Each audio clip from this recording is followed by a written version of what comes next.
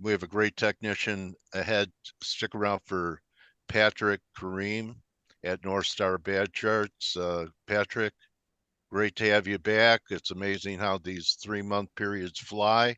A lot has happened in the last 3 months since you and I talked. I think we talked at the end of the last quarter, and silver hadn't quite given um, the signal, or it did by the last quarter. Do you recall? Hi, Dell. Yeah, How I are think you, we're gonna buddy? have to. You hear me fine? Yeah, loud and Yeah, I clear, think buddy. perfect. We're gonna have to maybe look at the charts at Q1. Q1, yeah, I think on the monthly. But yeah, maybe just to refresh my memory, maybe I should just dive into it and share a. Yeah, do that. Let's do it. All right. So let's go And look. and I also noticed a tweet that you had pinned about percentage change. That's something very important happening in the comparison between stocks and gold that you'll probably want to talk about as well. Yes. Okay. So So, this was okay. Q2. Q2 started in April. Q2 ended well a few days ago, right? So yes, the huge milestone, guys. It's a mixed bag of emotion. I'll explain why. But this did happen. So if I'll just remove the cloud. Okay, I'm on the quarterly, and this right. happened. So here's what I call a wall. So a move up, an important topping structure on the quarterly back in 2010 all the way to Yeah. 2013. Support, support, support. All these wicks noise from smaller time frames, but you're getting a very important area here in between those two dashed lines. And that was a wall here on the run up in 2020. It was a wall Right. here, here, here. Everybody was going crazy. Silver squeeze. And remember in January, it was just, Yeah. but look, if you were just patient and you'd wait for a quarter, which is practically impossible in today's age, like with the attention span of people, what do you do? Quarterly chart, Patrick? Go to the Yeah. old folks' home. You're old. Nobody uses quarterly charts, but it would have saved you from all these false breakouts on the smaller time frames. And here we are. Here, this is what happened What's 4 wrong years with later. using the Webb telescope where Well, you could see things that people have do not see, yes, or even and the there, old Hubble? What's wrong with the telescope? take the hobble out and just check once in a while and just make sure that you're you're clear coast because now even if there's this wick here, guys, the selling pressure that came in, so the correction, and I could zoom in, a correction started for silver in the last quarter. So before what happened here, the price was all the way up here. Imagine that beautiful green candle here. It was Yeah. bonkers here. Like people were imagining you got a Yeah. candle back in 2010. But the correction started before the quarters close, but they were not able, the price, the market, the aggregate of market participants was not able to bring the price back down. Yeah. So that is So very that's bullish. support. Old resistance is new support on a That's right. pullback, 2750 ish. That's yes. So you gotta, this is where now what you do is, does it go, does it go up? Or what happens here is you get a correction, a bull flag above that. Like right now, both scenarios on the card. But to know what are the probabilities of either one happening, then you have to start zooming in on the smaller time frame. So I could go, let's say, on the 8 hour chart. And this is cool. Draw your lines on the higher time frame, keep them on there. But then after that, zoom in 8 hour, 4 hour, whatever chart you want. Keep those lines there, and you'll see the noise that was above. These are the wicks, right? That's the Yeah. noise that the price had above the. And no, somebody's here. Like say that was a run up in 2020. Oh, to the moon.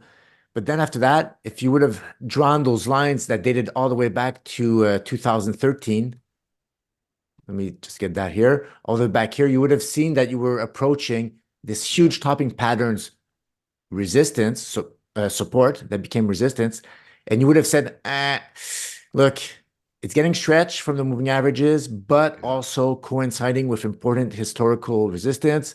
These failed. Here's a silver squeeze failed. All this noise above where you could have thought this was going to the moon failed, failed, failed. But look, so here's the move we had up. We were at 32. Goodness, 32.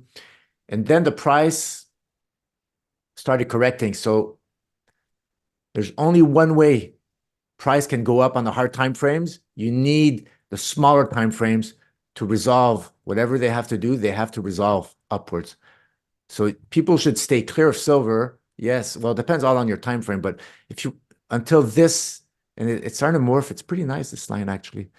Until this is cleared, at the very, very least, you just don't know how long that's going to go. So this, as long as it stays below, then we're going to go retest that higher time frames. Oh man, is that a channel? Yeah, a Goodness, lot of I think people are talking about those levels, Patrick. yes. Look at that. So it's pretty.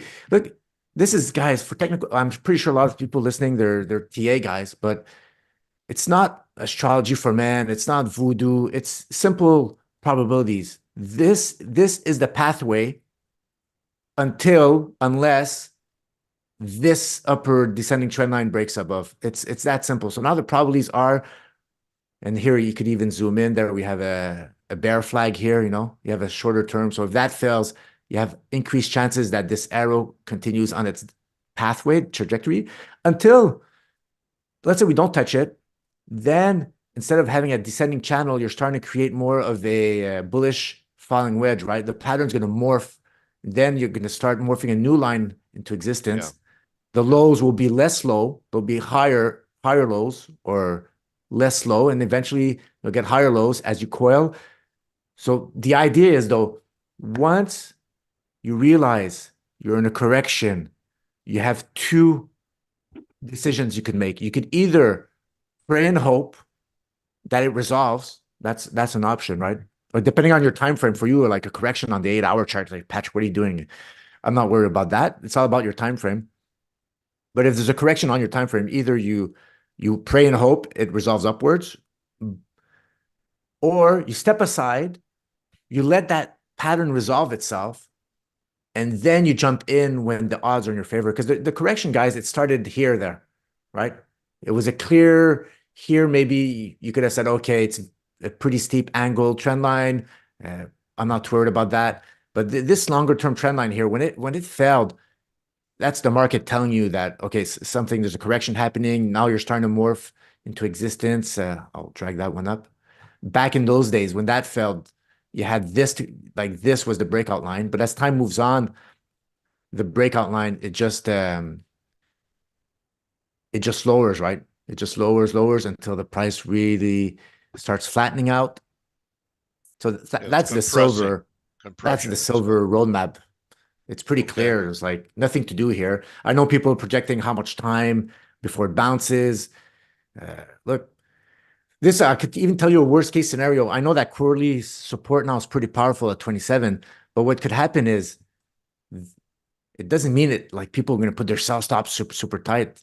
It could go on the 8 hour chart, the price could go down to 25 and close back the quarter above 27. And the chart on the quarterly will still look great, but resistance levels on the hard time frames or any time frame or support, they're malleable, right? It's not a hard wall. If it'd be a hard wall, we'll all be millionaires because it's pegged there.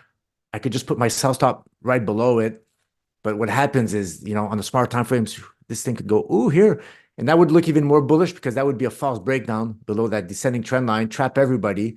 And then the price would do an around the apex move, rocket upwards. And you know what? When I draw this, the market loves doing stuff like that to everybody, right? So Yeah.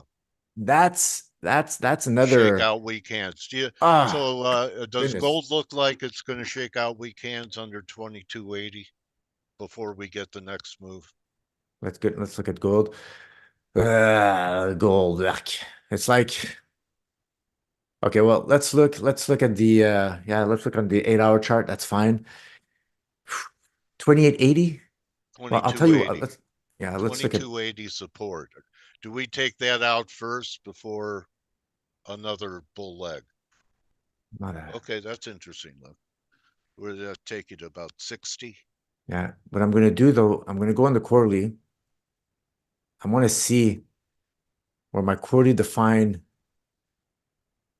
support is. This is an aggressive rising trend line that gold broke out of. I know like horizontals is the best, but so I'm just going to leave that. That's the closest support I see right now that I could draw, right? Pretty much. I'm going to go back on the 8 hour chart, reset chart view. Oh, goodness. Imagine that. Well, look, and you kind of see it here with the volume profiling guys.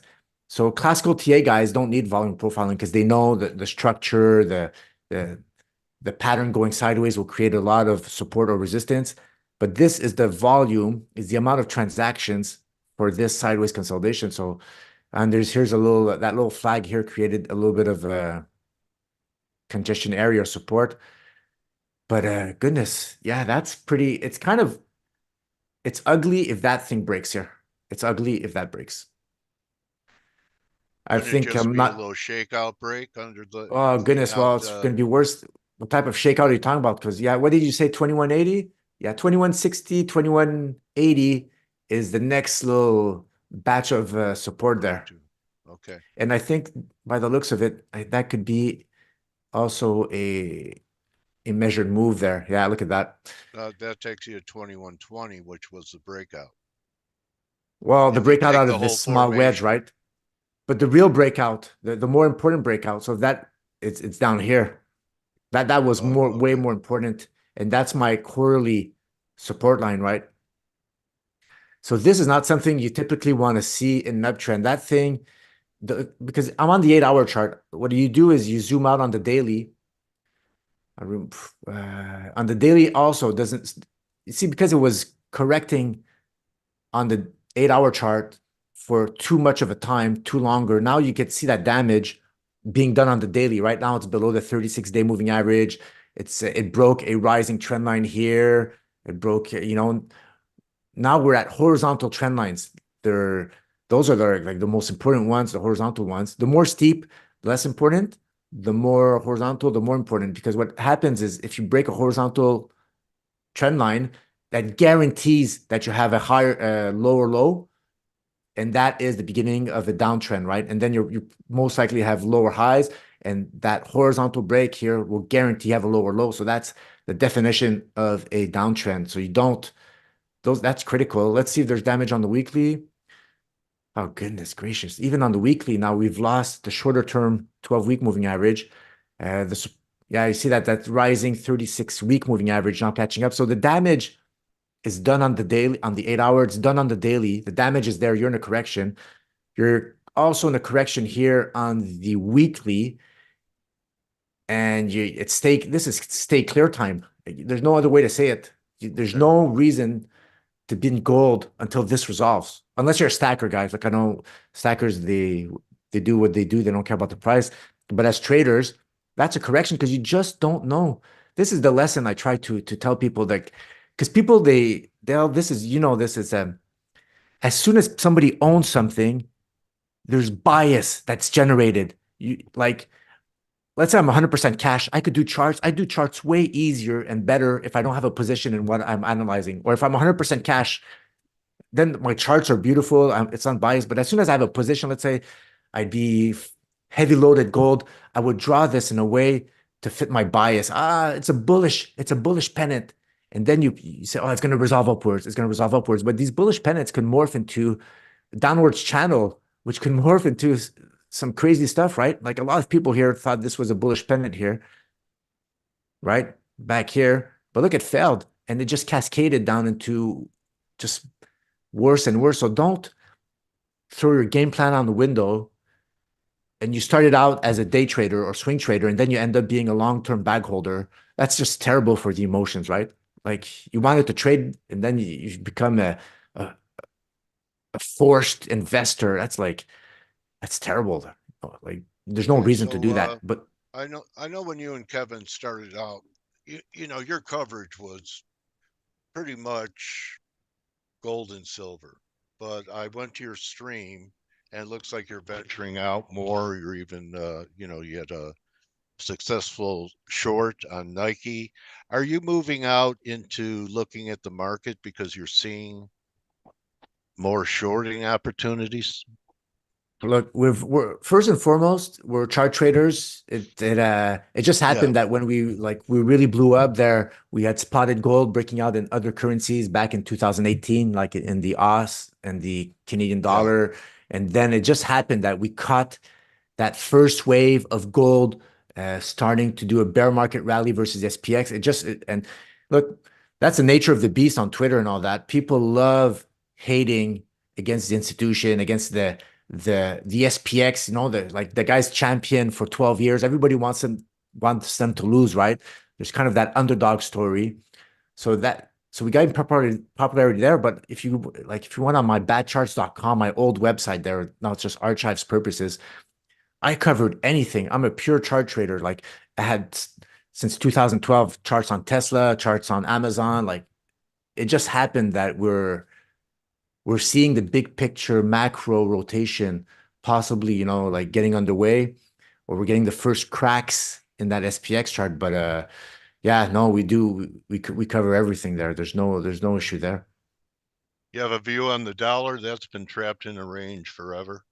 Good. Well, Which way do you think it's going to resolve? so the DXY, Yeah. look, the DXY there, I'll put it on the monthly chart. You can't say this is bearish. Like everybody again it's above an inclining 3-year moving average. It's above an inclining 12-month moving average. There's this, all it has to do there's this line. Look, if it closes above here, it's a continuation pattern, right? It's a pull flag. I don't know how you want to measure it, but you definitely have some pull flag properties in there. It's I don't like that blow off. So yeah, the dollar, you gotta there's no way you get bearish on the dollar there on the monthly time frame. The only way you can right at this stage is yeah, you have to start lose. You have to if you lose that, then something important is happening. Is that a rising channel? Is that a channel here? Like you even have a channel. You have a channel here there. So that could just be a halfway mark. Goodness gracious, man. Look at that. 130. That's not good for the markets there. Wow. But it's an uptrend, right? There's no way you could say that's not an uptrend. Maybe on the shorter terms, Dell, if yeah, if it starts failing, but everything's inclining. This is another trick, guys. Just look at the moving averages. Hide everything. Price, hide the price, hide the cloud. What are the moving averages telling you? Because moving averages, they're 100% objective, Yeah. mathematical, unbiased, right? Are you above inclining moving averages? You can't cheat your way out of that, right? Even to smooth it out. So what does that tell you? Look at that thing, right? Since 2011, up, sideways, up. It's like even the moving average, you could do TA on the moving average. Somebody could actually say it's just a pull flag, right? That broke out. You could even do that there. That's fine. So yeah, goodness gracious. It's like, yeah, the US dollar versus practically all currencies except, the Swiss franc, it's doing fine, right? Because you got to remember DXY is like, Mainly it's the euro. euro. It has a lot of Swiss franc in it. It has the Japanese yen. But if you look at the Swiss franc versus Swiss franc, look, that's the 3-year moving average of US dollar versus Swiss franc. It's down. It's still going down, but moving average is flat. So if I put back yeah, goodness, it's very resilient. Look, it's in a downtrend, but Okay. so here's But this. basically, yeah, It's back test, flags breaking yeah, down, back yeah. test. You get bullish US dollar versus Swiss franc there. It has to clear like. 91. Yeah, well, even here, like 98 there.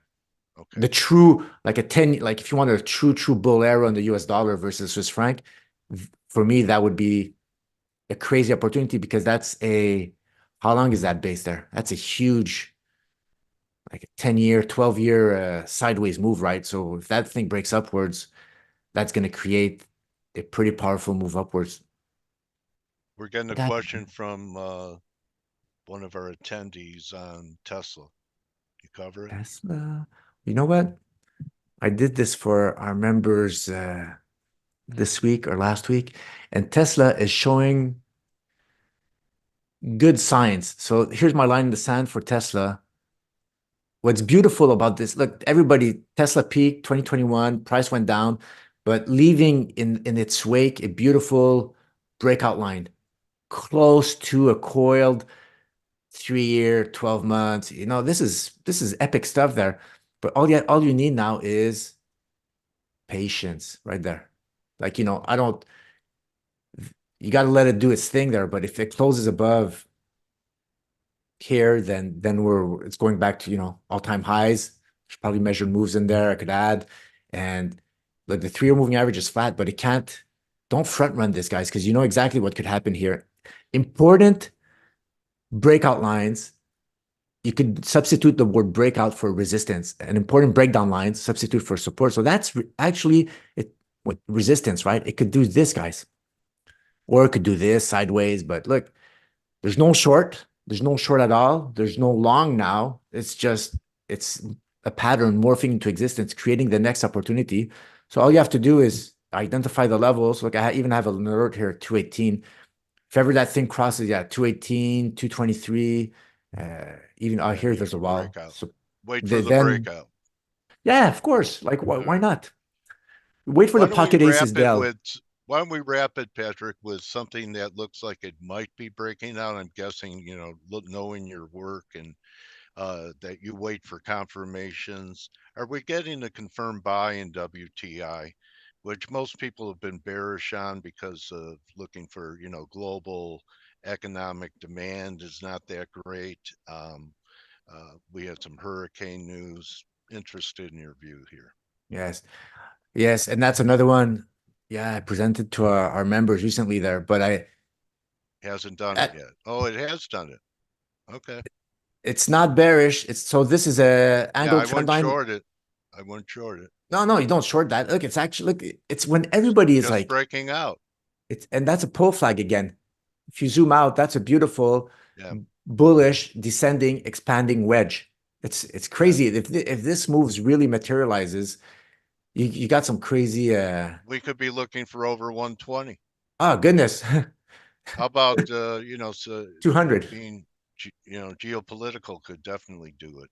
I don't I know if I or don't weather.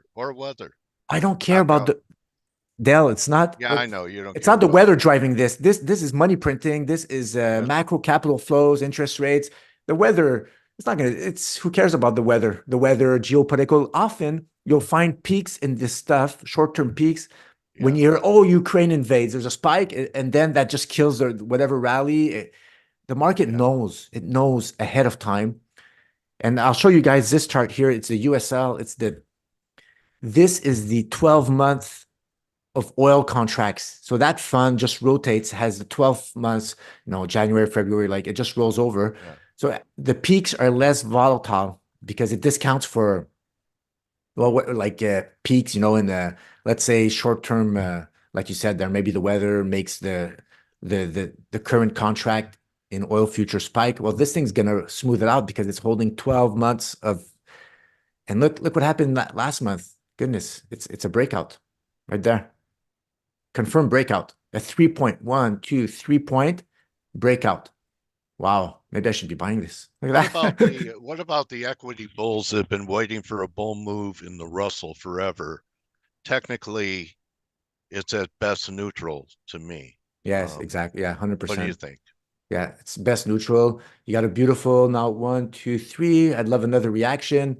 So the Russell's been going sideways nowhere. If you Yeah, price it in other instruments, it's just getting demolished. yeah. If I do like versus NASDAQ, like that Oh thing yeah, is in a downtrend since it's crazy. Look at that. The yeah. the, the, the Russell's 100% huge underperformer. I don't understand why anybody would play this thing, but silver and all these recovery metals and all that, they kind of track the Russell. They need the Russell to do well.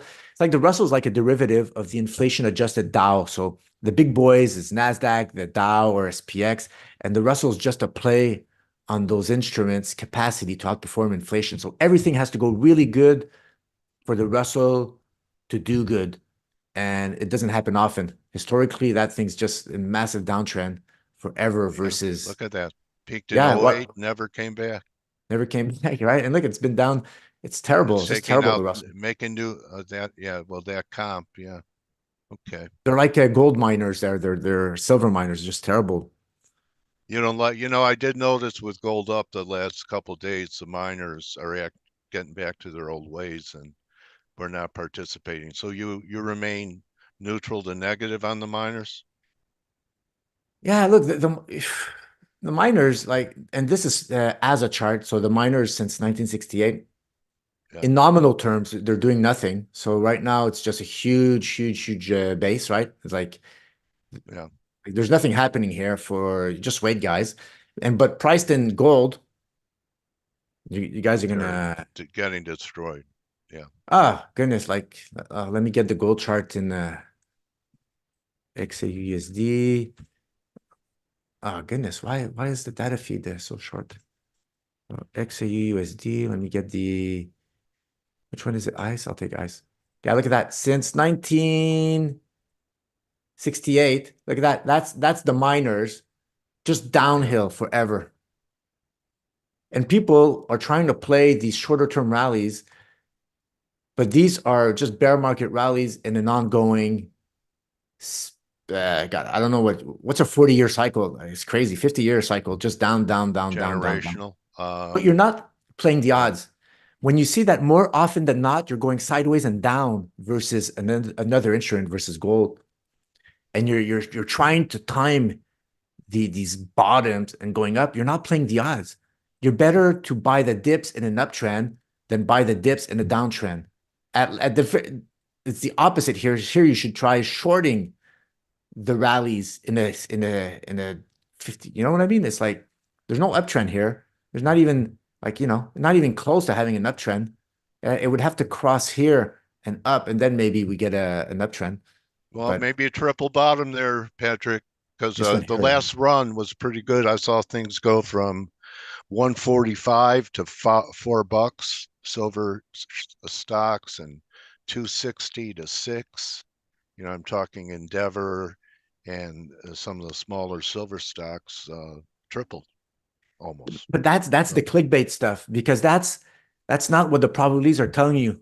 yeah, It's I like know the big ones didn't, like not much out of Barrick and Newmont.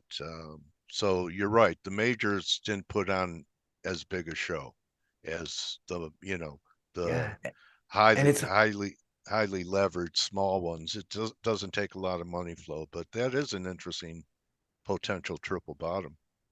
yeah, but it could just We'll be a see. continuation of Yeah, we could like break down too. yeah, Um, or go so sideways, even worse, like just go sideways for years. yeah, any signs of a peak? I'm seeing people draw comparisons technically between the S&Ps now and 1929. Oh goodness. Yeah, there's some crazy levels. Put the SPX. Look, Yeah, this I mean, this is there's I'll put distance, I'll put on the quarterly. This is this distance from the 36 period quarterly moving average. So here's 1929. The price was able to distance itself 127, 136% above the, I think, well, it's almost like the 9-year moving average. 2000 in 2000, C came close, but look where we are now. It's oh goodness. There's still well, we're room for not this at thing to go up. 29 levels. Yeah, It so depends. we Like could keep somebody, going.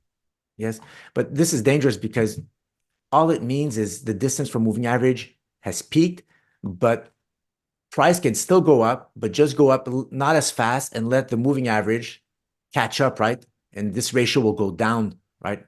So it doesn't Yeah, mean that it's going to be a crash. It just means that this thing might go up not as fast. So you need yeah, actually to look for actual evidence until like this black line's close below. yeah. There's like bullish, bullish, bullish, bullish until that line breaks. There's So no, that's a 36-month that's a moving 36 average of quarter moving average. 3,500, 3,500 about Uh, the red the one, the red That line. that's Yeah. the 9-year moving average, and that's the 3-year moving average. 3-year moving average is at 4,500, and that's yeah 3,400. This longer Okay. term one. All right. But So Patrick, your work, people could tell your passion. I know that you sleep, even when you sleep, you dream of charts and you're yes, adjusting trend lines, and that's why, you have interrupted sleep, and I know you live and breathe it, and so does Kevin. So people that want to stay in tune with you, best way to do it, how would that be? Yeah, well, you know, guys, on Twitter, Bat Charts One, and on our website there, northstarbatcharts.com, there yeah, we're always trying to evolve, adding new stuff to give more and more value. So it's a learning journey. Okay, and you have a real reasonable price to be a member, right? Oh goodness, yes, it's like yeah, it's the price we have now. There, it's like you know, I don't think you'll get better value in the industry for the price, but yeah, you know, with inflation and time moves on, of course, the price will go up. But whoever joins, those prices are locked in, you know, forever. Even if we increase prices later on, there, it's like you get that price there forever. So check out Patrick. Great technical work, and everyone needs to have somebody that believes in using a telescope and not just a microscope. So could keep you straight when you're too focused on your 4 hour charts. You know, quarterly chart could be a key signal that you could trade your 4 hour off of for months and months. So Yes. check Patrick out and Kevin out. Patrick on X at Bad Charts One, and go to their website. Website address, Patrick. Northstarbatcharts.com. Okay, two real good guys, and they're straight. They don't revise. They're willing to say when they're wrong. So check them out. I'm a fan. Root for you guys all the time.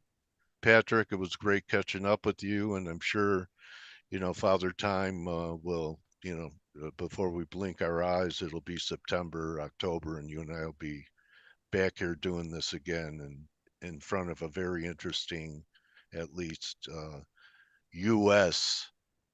Political cycle. So uh, look forward to that. Thanks for being here, my trading warrior brother. Appreciate it. Thanks, Dale. Take care, guys. There he is, Patrick. Everyone, Patrick Karim. You could join the team in 10 minutes on the morning edge. Good hunting, everyone. And don't just count your pips, count your blessings. Adios. Hey traders, this is Blake Morrow with Forex Analytix. Thanks for stopping by our YouTube channel. Don't forget to like these videos, share them, and subscribe to our channel so you don't miss any of the content that we provide here for free. Thanks for stopping by. I'll see you in the next video.